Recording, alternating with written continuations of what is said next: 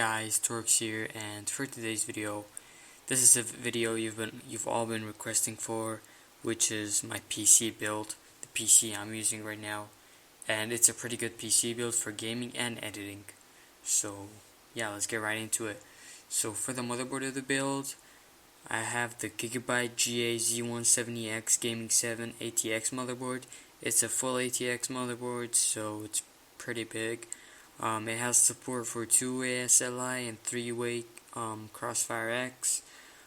It's LJ1151, so it's made for Skylake CPUs. So obviously this is a Skylake build. It has a lot of SATA ports. It has support for up to 64 gigs of DDR4 RAM. It has a lot of good ports. The ports are good on the back. They're all USB 3 and 3.1s. It also has support for USB Type-C. So that's pretty good. For the CPU of the build, I have the Intel Core i5-6500. It's a quad-core processor clocked in at 3.2 GHz.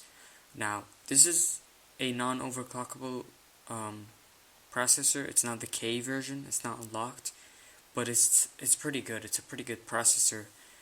It's pretty good for gaming, pretty good for editing. It's not the best, but it's pretty good. So for the CPU cooler, I'll be using the Cooler Master Neptune 280L.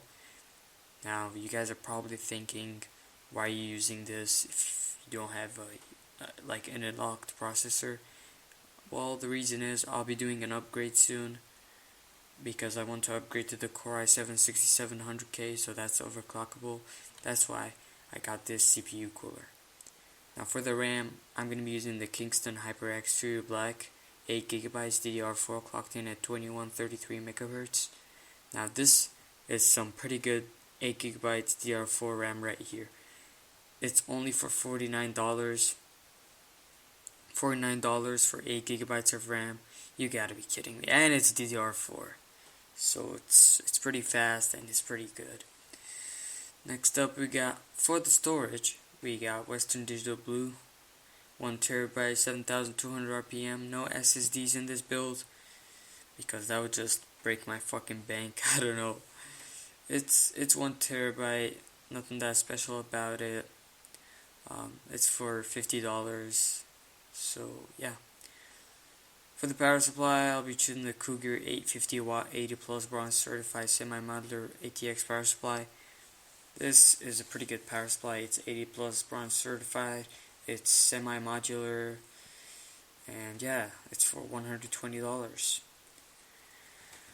Now for the graphics card, I'll be choosing the Asus GeForce GTX 980 Ti Strix graphics card. It has 6GB of VRAM, and the cooler on there, it has 3 fans. It's a pretty good cooler, not a lot of noise, and it has the 0 decibel mode where the fans don't spin if the application is not too graphics card intensive, which is pretty nice if you're a fan of silent gaming. Maybe for like games like League of Legends, probably some CS:GO, and yeah. And finally, for the case, I have the Corsair 780T full tower case.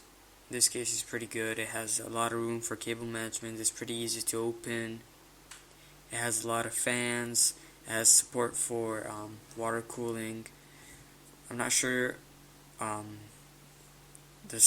maximum size of radiators it could take, but I have a 280 on there, 280mm radiator on there, and it fits quite nicely, and there's still some space, so it can probably support up to 360. I'm not sure though, correct me on that.